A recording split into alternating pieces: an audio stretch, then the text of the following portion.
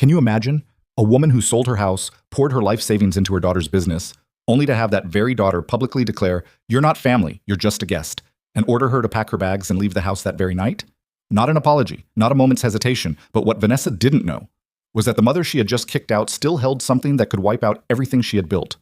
Please comment with the city you're watching to let me know how far my story has progressed. And follow to the end, because the ending won't be anything you expect. I used to believe that love was enough. Not the kind of love you read about in greeting cards, the clean, uncomplicated kind that wraps up neatly with a bow. I mean the real kind. The kind that costs you something. The kind that shows up at 3 a.m. when everything is falling apart. That writes the check before you're asked. That moves into a smaller space so someone else can have more room to breathe. I believed in that love the way some people believe in gravity. Not because I could explain it, but because it had always held me upright. My name is Evelyn Harper. I am 68 years old. And I'm here to tell you that love, no matter how real it is, cannot protect you from the people you give it to. This is not a story I wanted to tell. For a long time, I kept it folded up inside my chest like an old letter. The kind you write but never send. But I've learned, maybe too late and maybe just in time, that silence has a way of protecting the wrong people. So I'm telling it now, from the beginning, because that's the only way any of it makes sense. But Dad, my husband, Gerald Harper, died 11 years ago on a Tuesday in October. The kind of pale, indifferent October day that doesn't bother to be dramatic about the terrible things it witnesses. He was 59. A heart attack, swift and unannounced, the way those things so often are. We had been married for 31 years. He was the kind of man who remembered which mug was your favorite and always made sure it was clean before you came downstairs in the morning. After he was gone, I kept using that mug anyway. It seemed like the least I could do. We had one daughter, Vanessa. She was 34 when Gerald died, already married to a man named Derek Reed, already living the kind of life that required more money than it generated. Derek was in commercial real estate development, or at least that was the formal way to say it. The informal way was that he made deals that were always just about to pay off, always on the edge of becoming something, and that edge had a way of costing other people money while they waited. I didn't dislike Derek in those early years. He was charming in the practiced way of men who've learned that charm is more efficient than effort. He remembered birthdays. He poured wine generously. He called me Evelyn in a voice that suggested we were closer than we actually were. I thought, when Vanessa married him, that she had chosen someone who would take care of her. I didn't yet understand that the two of them together were more complicated than either of them separately. Vanessa had always been the kind of child who needed to win. Not compete, win. There's a difference. Competing requires acknowledging the other person as a real participant. Winning just requires being the last one standing.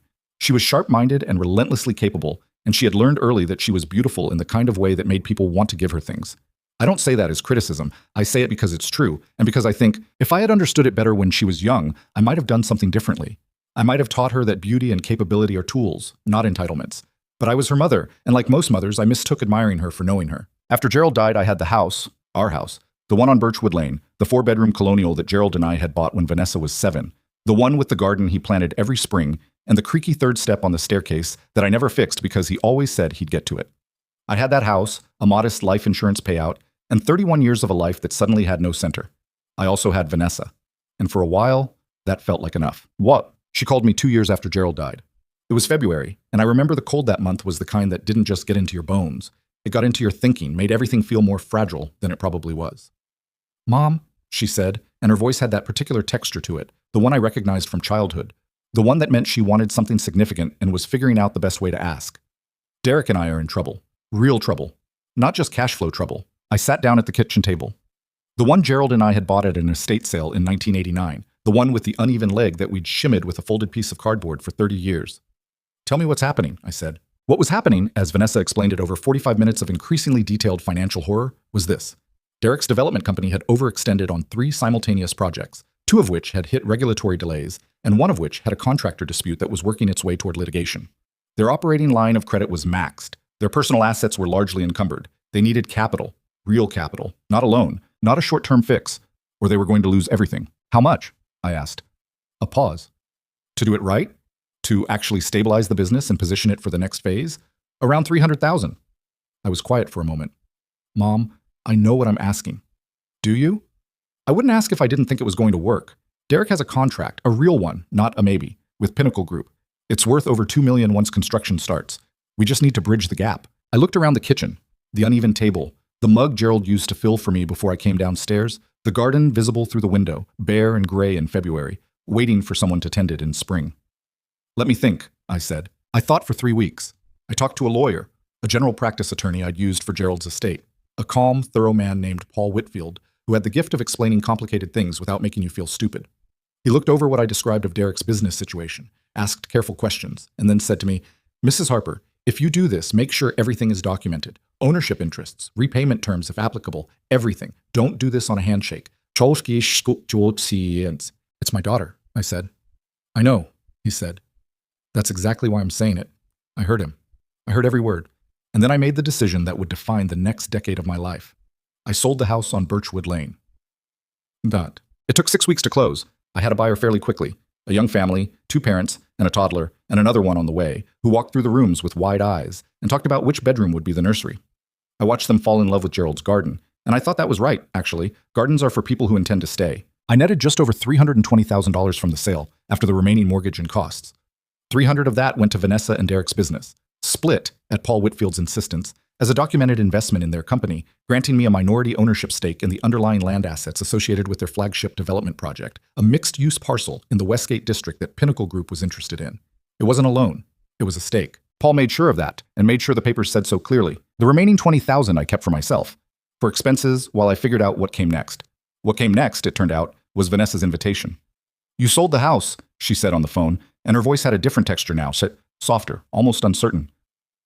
"Mom, you don't have to go find an apartment. Come stay with us. We have the room. You'd have your own space." I want to be honest with you about what I felt in that moment, because I've thought about it many times since. What I felt was relief. Not just because I didn't know where I was going to live, but because when your daughter says, "Come stay with us," and you have just given her everything that tethered you to one place, the relief isn't just logistical. It's something older than that. It's the relief of thinking, I'm not alone. I still have a family. That relief was the most expensive thing I've ever purchased. Their house was in Glenbrook Estates, a neighborhood that had been designed to announce its own success. The houses were large and deliberate, the kind of architecture that communicates permanence. Vanessa and Derek's home was a 5-bedroom with a 3-car garage and a kitchen that had been professionally renovated. Twice, apparently, because the first renovation hadn't achieved the correct aesthetic. There was a guest room on the 2nd floor with its own bathroom, and that was where I went. The first weeks were genuinely good. I want to say that clearly, because otherwise the story sounds like I walked into something I should have seen coming, and I don't think that's fair to the truth. Those first weeks were warm. Vanessa made breakfast on Sundays, and we ate together, and sometimes she would sit with me in the evenings while Derek worked late, and we would watch old films the way we used to when she was young. She laughed easily those weeks, and she called me Mom in a voice that sounded like she meant it, and I thought, this is going to be fine. This is going to be more than fine. I made myself useful, the way I always had. I took care of the housekeeping, not because anyone asked me to, but because I needed to feel like I was contributing. I cooked dinner several nights a week. When their housekeeper, a quiet woman named Rita, was out sick, I covered without complaint. I helped plan a dinner party for 12 of their business contacts, spending 3 days on the food alone. Afterward, Derek touched my shoulder and said, "You really came through, Evelyn." And I felt proud of myself for that, which I can see now was its own kind of warning sign that I was already trying to earn my place in a home I had helped make possible. But I didn't see it then. I was too busy being useful. The business began to recover. The Pinnacle Group contract went through. The litigation with the contractor was settled. By the end of that first year, Derek Reed's company had turned a corner, and the money I had invested, the $300,000 that had come from the sale of Gerald's and my home, had been the lever that moved everything else. Derek knew it. Vanessa knew it. I knew it. We never talked about it directly, but it was there, underneath every conversation, the way foundations always are. The change in Vanessa was not sudden. That's the thing no one tells you about this kind of betrayal. How gradual it is.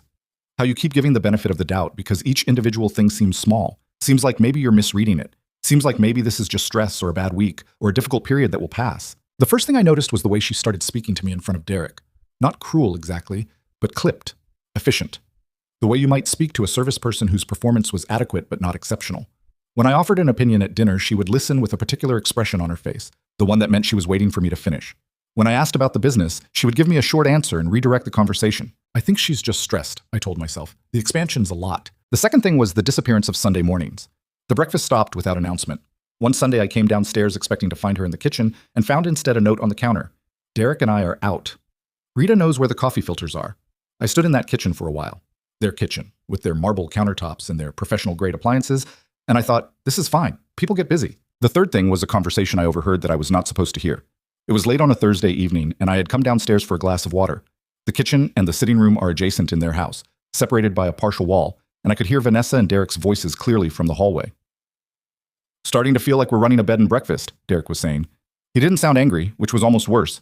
He sounded inconvenienced. "I know," Vanessa's voice. "She's in the kitchen every time I turn around." I said, "I know, Derek. I'll handle it." "You've been saying that for—" "I'll handle it." I went back upstairs without the water. I lay in bed in the dark guest room. The one with its own bathroom. The one where I'd arranged my things as carefully as possible to take up minimal space.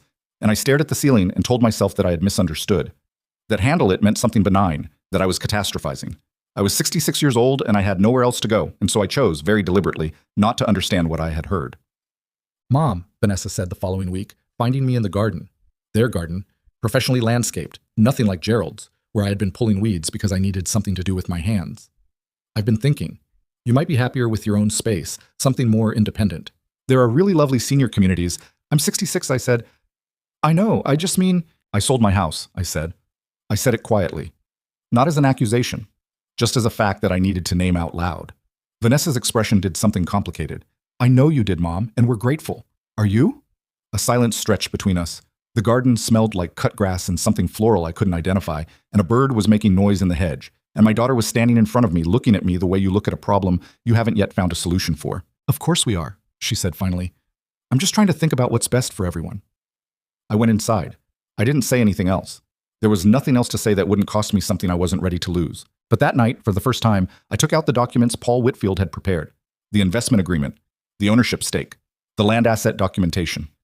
I put them back in their folder, and I put the folder back in the bottom of my suitcase, underneath the sweater Gerald had given me the last Christmas before he died. I don't know why I did that. Not consciously. Maybe some part of me, some older and less patient part, was beginning to understand that I needed to know where those papers were. 3 months after that conversation, Vanessa began redecorating the guest room. She didn't discuss it with me. One afternoon, I came back from a walk to find a woman I didn't know taking measurements of the windows, and Vanessa behind her looking at paint samples. What's happening? I asked. We're updating the room. She didn't look up from the samples. It's been needing it for a while. The color is completely dated. I'm staying in this room. You'll be in the room down the hall for a few weeks while we do the work. It's fine. There's plenty of space. Vanessa? She looked up then. Something in my voice had caught her attention, something I hadn't intended to put there. What, Mom? I looked at the woman with the measuring tape, who was pretending with great professionalism to be elsewhere. I looked at the paint samples in Vanessa's hand. She was holding a color called driftwood gray, a pale, impersonal color, the color of hotel rooms. Nothing, I said. I moved my things to the room down the hall. It was smaller, and it didn't have its own bathroom. The shared bathroom was across from Derek's home office, and in the mornings I could hear him on calls and felt very clearly that I was in the way of something important. The guest room renovation took 2 weeks. When it was done, the furniture was different, less comfortable, more decorative.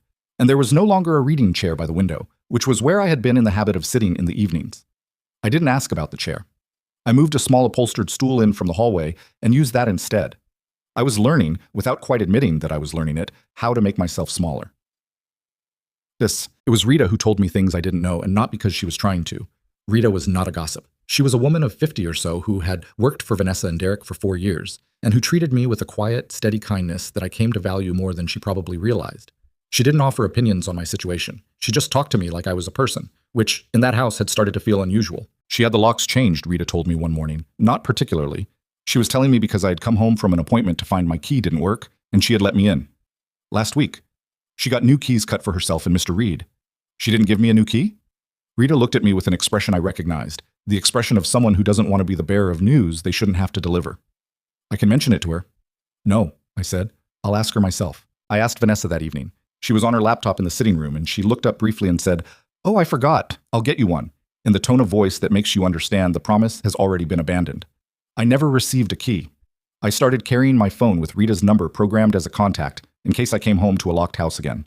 Ducked. I need to stop here and tell you something because I think it matters. I want you to understand that I was not, during this period, a passive person.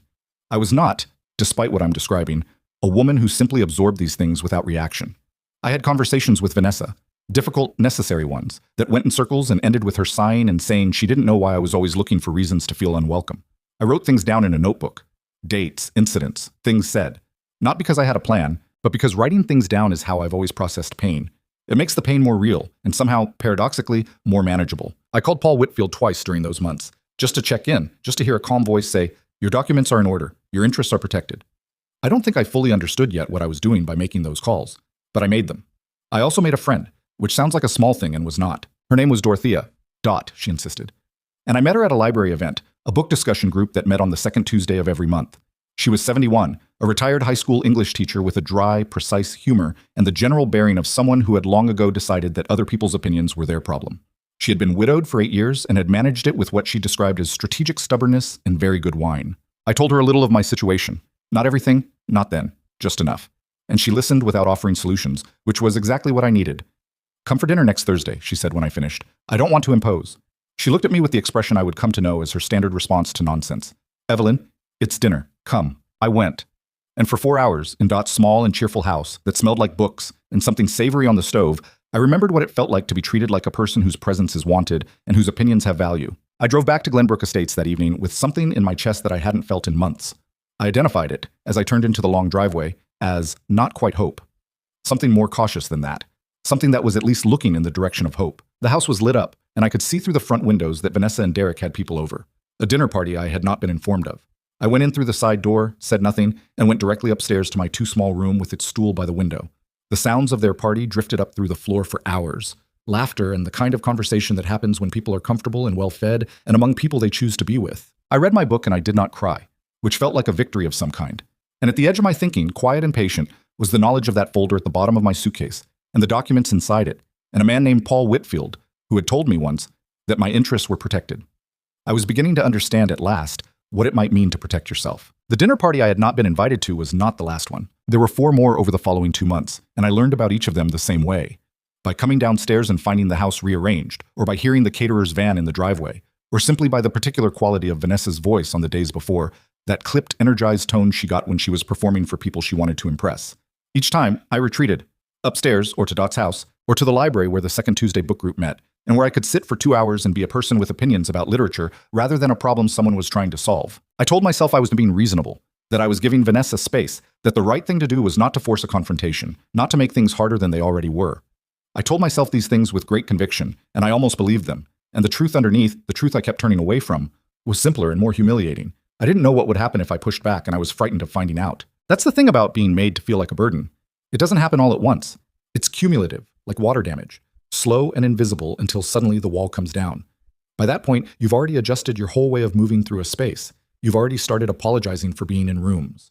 You've already started measuring how much noise you make, how much food you take, how much of someone else's air you're using. You stop recognizing it as wrong because it starts to feel like weather. Unpleasant, but not something anyone would think to question. I was 67 years old, and I had started eating breakfast before Vanessa came downstairs, so she wouldn't have to make conversation with me if she didn't want to. I noticed that I was doing this on a Wednesday morning in March, standing at the kitchen counter with my coffee and my toast, watching the clock so I could be back upstairs before I heard her door open.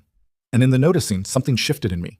Not dramatically, not in the way of a sudden revelation, just a small, quiet movement like a compass needle adjusting. I set down my coffee and I sat at the kitchen table, the center of it, not the corner, and I ate my breakfast slowly. And when Vanessa came downstairs 20 minutes later and stopped in the doorway with a look of faint surprise, I said, "Good morning," in a perfectly normal voice and poured myself a second cup. Sure. She said good morning back. She made her coffee. She left the kitchen without sitting down, but she left without incident. And I stayed at that table for another 10 minutes before I went upstairs. And the whole time I was thinking, you paid for this house. You paid for this kitchen. You paid for the business that bought all of this.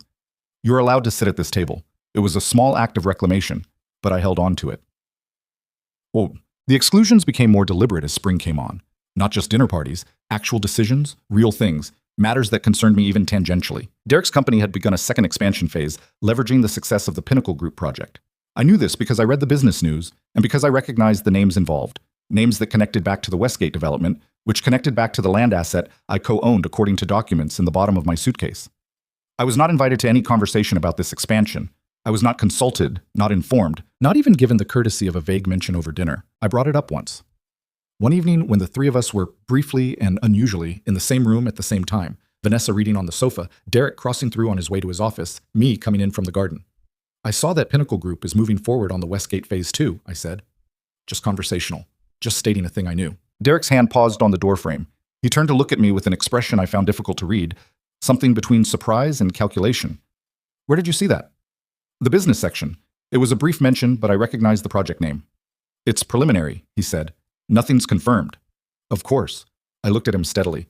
"I just thought since I have an interest in the underlying land assets, I'd mentioned that I'd seen it." There was a silence.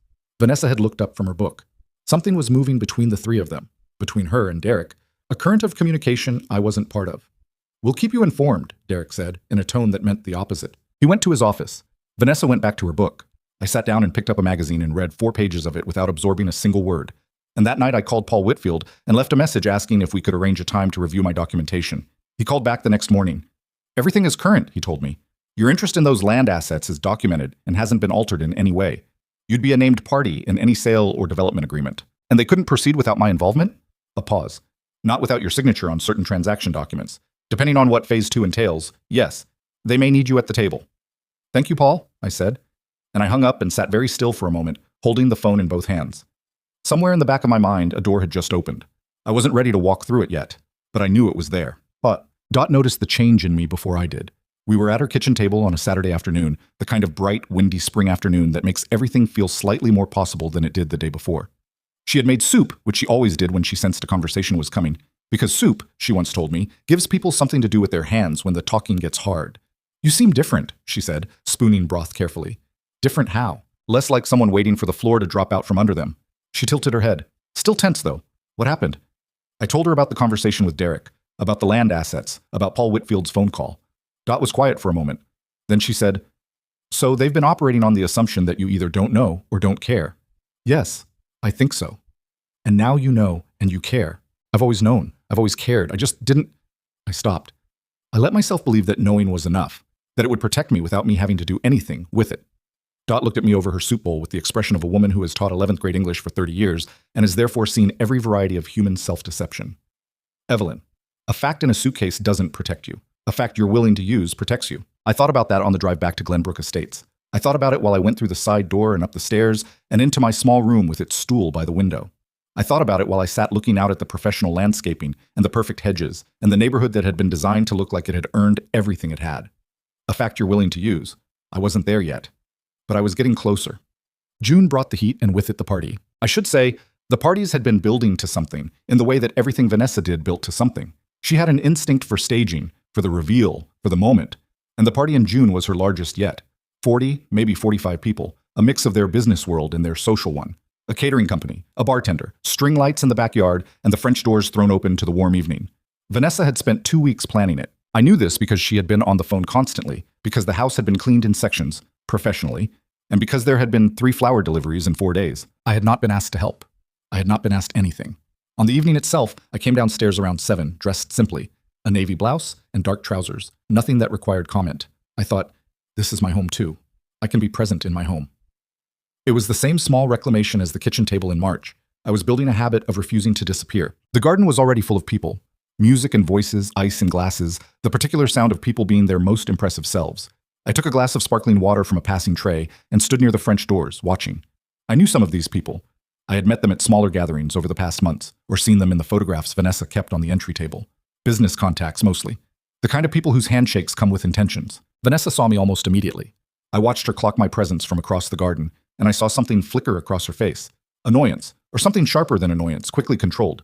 She excused herself from her conversation and came toward me with the particular walk of a woman managing a situation. "Mom." Her smile was social, the kind made for an audience. "I didn't think you were coming down." "I live here," I said pleasantly. The smile held. "Of course. Well, help yourself to anything." Dismissal wrapped in hospitality, delivered with the ease of long practice. She turned back toward her guests. I stayed. I talked to a woman named Christine, who turned out to be the interior designer Vanessa had hired for a commercial project, and who was interesting and funny and had opinions about mid-century furniture that I found genuinely engaging. I talked to an older man, semi-retired from banking, who wanted to discuss the housing market in a way that suggested he believed I might have useful things to say about it. I was, within that party, a real person, someone with thoughts and experience and history, someone who could hold a conversation. I had forgotten, somewhere in the past year, that I was that person. It was a good hour, and then Vanessa found me again. But she had been drinking, not obviously, not stumbling. Vanessa had never been sloppy about anything, including drinking, but I could see it in the way she was carrying herself, the slight looseness in her gestures, the way her eyes had gone a little bright and careless. She came to where I was standing with Christine and 2 others, and she touched Christine's arm and said something about the Millbrook project that pulled the conversation sideways. And within a minute, I had been socially edged out of the circle without anything overtly being done to me. I stepped back. I found myself near the garden wall, holding my water glass, watching. Derek was across the garden in conversation with 2 men I recognized as Pinnacle Group associates. He glanced at me once and looked away quickly, the way you look away from something you're not sure how to categorize. The party reached its peak around 9. That particular peak where the noise is loudest and the most conversations are happening at once, and the host is working hardest. Vanessa moved through it all like a conductor, touching shoulders, drawing people into groups, saying the right things. She was brilliant at it, I'll give her that. She always had been. She could make a room feel like it had been designed specifically for whoever was in it. And then she tapped a glass. It was a casual gesture, just getting attention, the way people do at parties when they want to say something. The noise settled into murmur, then quiet. 40 faces turned toward her. She smiled her most assured smile, the one I remembered from her wedding, from every important moment of her adult life. I just want to say a few words, she said, to the people who've made all of this possible. Derek, she gestured toward her husband, who raised his glass, who had the vision, and all of you who believed in us. A pause, a smile. This business, this house, this life, we built it. A murmur of agreement, glasses raised. I was standing 12 feet away. I don't know if she saw me in that moment. I think she did. I think she saw me, and I think what happened next was not accidental. Someone near me, Christine, trying to be kind, said, "And Evelyn, of course, you must be so proud of what they've built." Vanessa's eyes came to me, and in a voice that carried, in the particular way that voices carry when a garden has gone quiet at just the wrong moment, she said, "Oh, Mom's not really part of the business. She's just staying with us." A small laugh, social, designed to land lightly. And then, looking at me with a directness that made my stomach drop. "Actually, you've always been more of a guest here, haven't you, Mom? Not quite family." The garden went quieter than it had been a second before. Not silent. There were still sounds, someone's glass being set down, the music still low in the background, but quiet in the particular way of a room full of people who have just witnessed something they are pretending not to have witnessed. Christine said nothing. The banking man looked at his shoes. Derek, across the garden, was very still. I looked at my daughter. I looked at her for a long moment, long enough that it would have been uncomfortable for anyone watching, and I thought several things in rapid succession. I thought about the house on Birchwood Lane.